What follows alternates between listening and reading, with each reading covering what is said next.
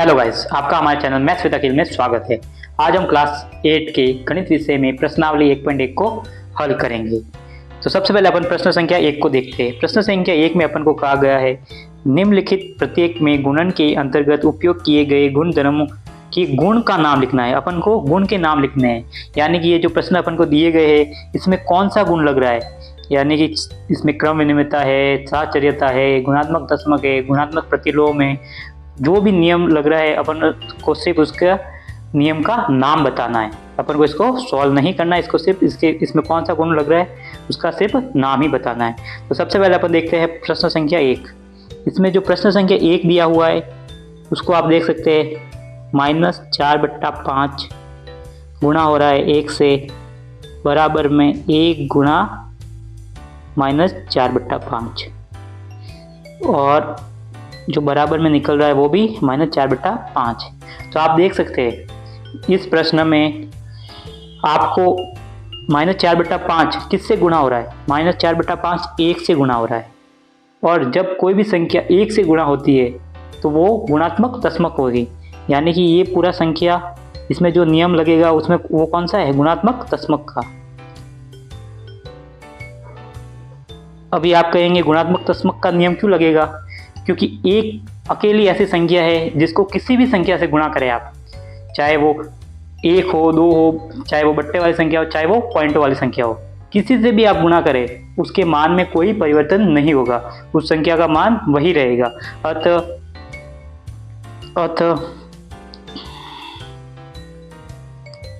एक क्या है, गुणात्मक तस्मक है।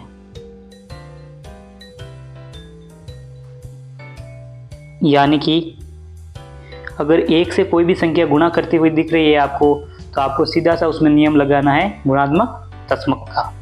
उसी तरह से अपन प्रश्न संख्या 2 को देखते हैं। प्रश्न संख्या 2 देखते हैं अपन यहाँ पे। प्रश्न संख्या 2 में अपन को कहा गया है -13/17 गुणा हो रहा है -2/7 गुणा हो रहा है वापस -13/17। तो आप इसमें देखिए, इसमें अपन को क्या दिख रहा है, इसमें अपन को दिख रहा है कि जो -13/7 है और जो -2/7 है वो आपस में ही गुणा हो रहा है। पर एक बार क्या हो रहा है, 13/7 आ गए, दूसरी बार में -2/7 आ गए। तो आपको पता है कि इनकी सिर्फ क्या क्रम में परिवर्तन हो रहा है, यानी कि पहले 13/17 आगे है और दूसरे में 2/7 आगे है। यानी कि यदि अपन कह सकते हैं कि इसमें कौन सा नियम लग रहा है, क्रम विनिमयता।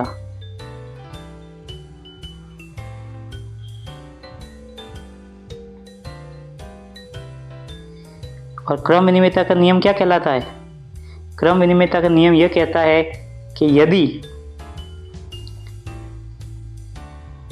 यदि किसी संख्या 1 को b से गुणा कर दिया जाए वो बराबर होगा b को जब अपन a से गुणा करेंगे, यानी कि उनके क्रम में परिवर्तन परिवर्तन हो पर उसके मान में परिवर्तन नहीं होता है। यानी कि a को b से गुणा कराने पे अगर उत्तर अपना c आएगा तो b को a से गुणा कराने पर भी उत्तर c ही आएगा, सिर्फ इनके क्रम में परिवर्तन होगा, इनके मान में परिवर्तन नहीं होगा। इसी तरह से अपन देखते हैं प्रश्न संख्या 3। प्रश्न संख्या 3 देखते हैं अभी। प्रश्न संख्या 3 अपन यहाँ पे देखते हैं। प्रश्न संख्या 3 में अपन को कहा गया है -19/29 गुणा 29/-19 और बराबर में अपन के उत्तर आ रहा है 1। तो आप देख सकते हैं -19/29 गुणा 29/19। आप देख सकते हैं कि ये जो आपको संख्या दी हुई है, परिमेय संख्या, ये आपस में क्या है, उलट रही है। यानी कि एक बार 19 ऊपर है और दूसरी बार में 19 नीचे है। तो ये दोनों आपस में क्या हो गए, कटेंगे, एक दूसरे से कटेंगे। और जब ये आपस में एक दूसरे से कटेंगे तो कौन सा नियम लगेगा, तो नियम लगेगा गुणात्मक प्रतिलोम का, गुणात्मक प्रतिलोम। यानी कि एक दूसरे के प्रतिलोम है, पर कैसे, गुणे में एक दूसरे के प्रतिलोम है ये, यानी कि एक दूसरे के उल्टे है। एक है 19 ऊपर है, दूसरी बार में 19 नीचे। देखो इसको अपन जब सॉल्व करेंगे तो कैसे सॉल्व होगा, ये देखो 19/29 गुना 29/-19, फिर ये कटेंगे, 19 से 19 कटेगा, 29 से 29 कटेंगे, तो उत्तर कितना निकलेगा? 1 निकलेगा।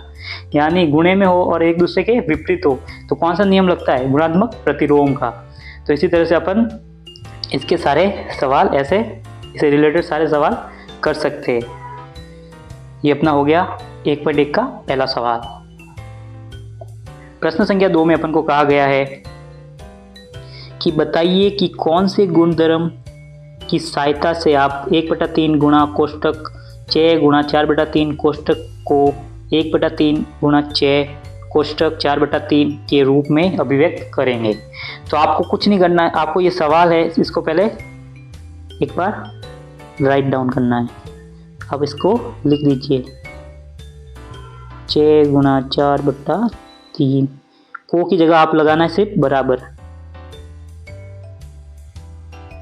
गुणा 6 गुणा 4/3। आपने ऐसा लिख दिया।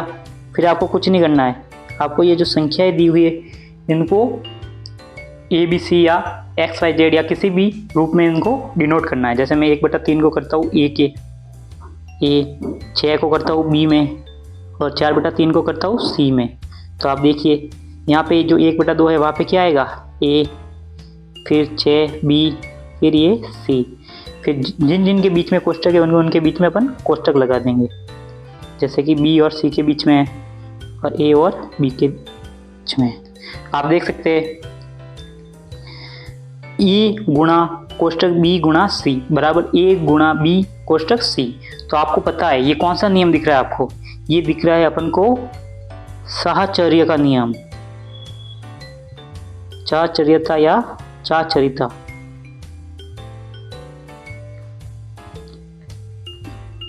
ये चाचर्यता या चाचारिता का नियम है। इस नियम में क्या होता है? इस नियम में होता है कि 3 संख्या होती है, इसमें एक बार अपन है ना दो संख्याओं को अलग से सॉल्व करेंगे कोष्टक में, फिर गुणे में तीसरी संख्या फिर उसके बराबर में होगी, फिर जिसको अपन ने है ना बाहर रखा है कोष्टक के बाहर, अगली बार उसको कोष्टक के अंदर लेंगे और जिसको अपन ने पहली बार कोष्टक में लिया था उसको बाहर रखेंगे। पर ये सब करने पर भी अपन के मान में कोई भी परिवर्तन नहीं होगा। यानी पहले आप किसी एक पेयर को सॉल्व करेंगे और दूसरी बार में दूसरे पेयर को सॉल्व करेंगे, या कि जैसे मैं लिखता हूँ 2 गुणा 4 गुणा 6 बराबर होगा 2 गुणा 4 गुणा 6। कैसे? तो आपको पहले एक बार कोष्टक को सॉल्व करना है। 4 × 6 कितना होगा? 24, और यहाँ पे 2 × 4 कितना होगा? 8, 8 × 6, तो 24 × 4 कितना होगा? 48,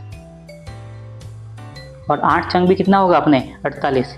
यानी कि आप किसी को भी पहले सॉल्व करें, किसी भी पेयर को अपन पहले सॉल्व करेंगे पर उसके मान में कोई भी परिवर्तन नहीं होगा, यानी कि ये दोनों हमेशा बराबर ही रहेंगे। तो ये नियम कहलाता है अपना साहचर्यता का। तो जो दूसरा नियम है उसमें कौन सा नियम लगेगा?